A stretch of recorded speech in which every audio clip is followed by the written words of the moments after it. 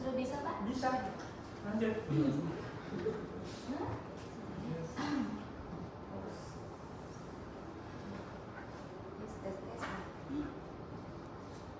Assalamualaikum warahmatullahi wabarakatuh. Selamat pagi. Jadi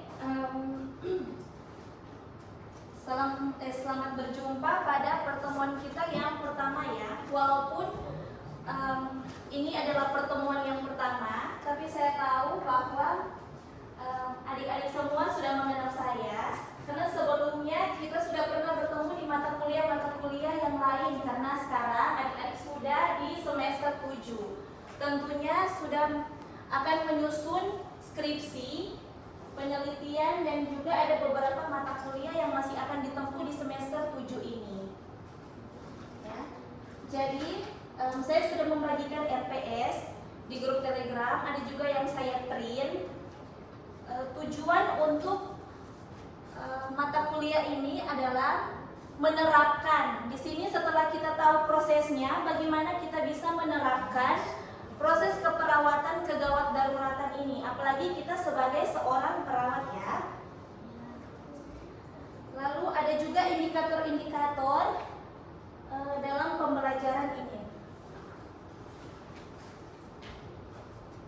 Pengertian keperawatan kegawat daruratan. Apa sih keperawatan gawat darurat itu? Ya, jadi keperawatan kegawat daruratan itu adalah pelayanan profesional keperawatan untuk pasien dengan kondisi yang urgent. Pendekatannya kita menggunakan pendekatan pelayanan biopsikos spiritual yang komprehensif untuk semua kelompok usia. Jadi ini tidak cuma kepada anak-anak, tapi sampai dewasa dan lansia. Karena keperawatan daruratan itu di semua umur yang memerlukan tindakan yang cepat dan tepat. Tujuan utamanya yang tadi untuk menyelamatkan nyawa dan stabilisasi kondisi pasien dalam situasi yang darurat. Ini ada karakteristiknya. Jadi yang pertama ada oma-oma, yang kedua ini ada anak-anak, ya, karena karakteristik pasien gawat darurat itu di semua usia. triase. Yang pertama, identifikasi kondisi. Bagaimana kita mengidentifikasinya? Kedua, dengan prioritas triase dan tindakan yang cepat. Misalnya dia kalau triase merah. Kalau triase merah artinya apa, Mas Wawan?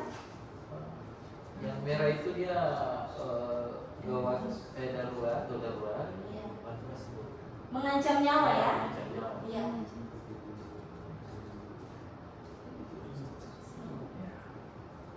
Penanganan lain dalam keperawatan gawat darurat untuk stabilisasi pasien, misalnya mengancam nyawa untuk memberikan oksigen, persiapan rujukan dan dokumentasi sangat diperlukan untuk perawat. Contoh kasus ini biasa sangat banyak terjadi pada pasien yang serangan jantung. Jadi tindakan awalnya segera bawa pasien ke tempat yang aman dan hubungi layanan gawat darurat 119. Evaluasi kondisi, periksa pernapasan dan denyut nadi, siapkan untuk melakukan CPR jika diperlukan. Jadi pada semester 7 ini kita akan ada pelatihan di mana kita bisa mengetahui apa itu CPR dan RGP. Resusitasi juga semester 7, Pak.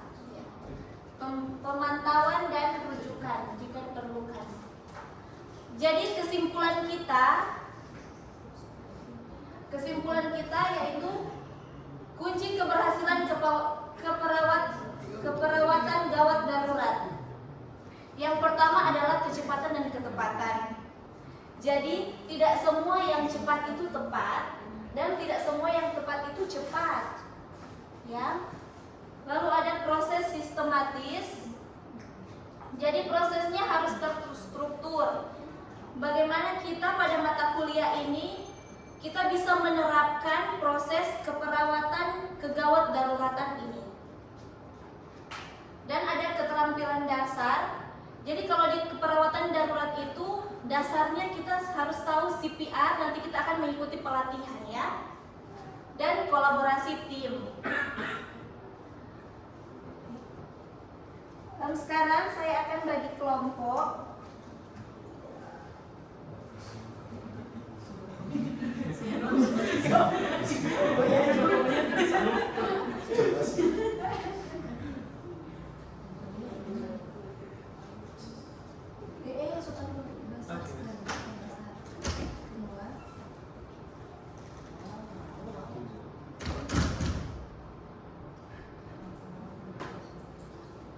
Latihan soal kita bagi dalam 3 kelompok. Dua orang, iya. Anda adalah seorang perawat yang bertugas di IGD Rumah Sakit X. Saat ini Anda menerima informasi bahwa ada 10 korban kecelakaan lalu lintas yang akan segera tiba di IGD. Korban-korban tersebut memiliki luka-luka yang bervariasi, mulai dari luka ringan hingga luka berat.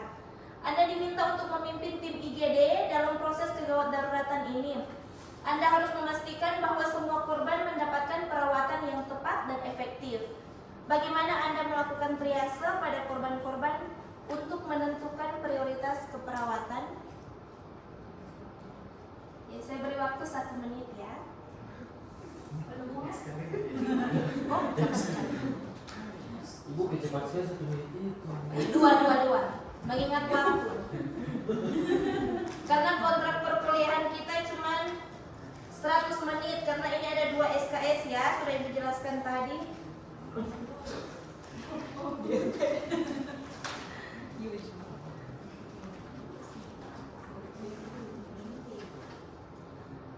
Kelompok 1 Nurse Wawan, ya sudah. Jelaskan, ya. Jadi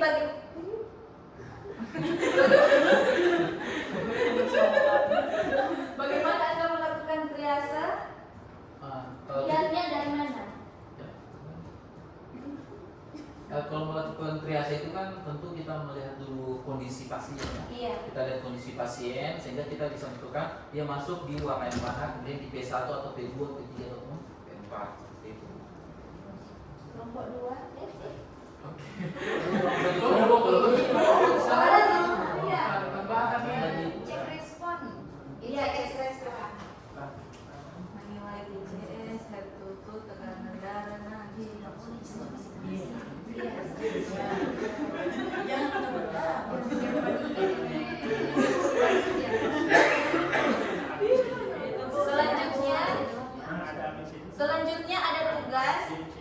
Sebelumnya Kading sudah membuat grup Telegram ya. Ibu akan mengirimkan tugas di Telegram. Nanti boleh kirim lewat Telegram juga di minggu depan. Baik.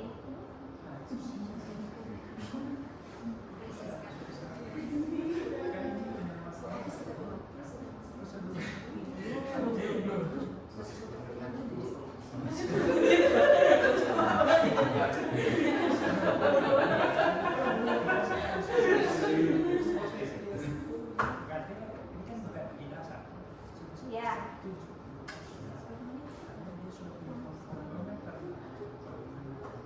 Ya, kelompok 3 ada jawaban? Saya bisa mulai Telegram dulu. Oh, sudah kirim di Telegram. Oh, iya.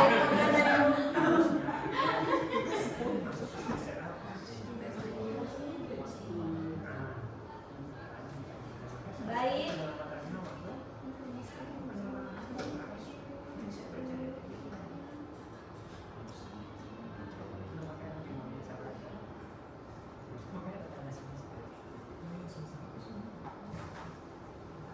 Baik, kalau sudah tidak ada yang ditanyakan lagi.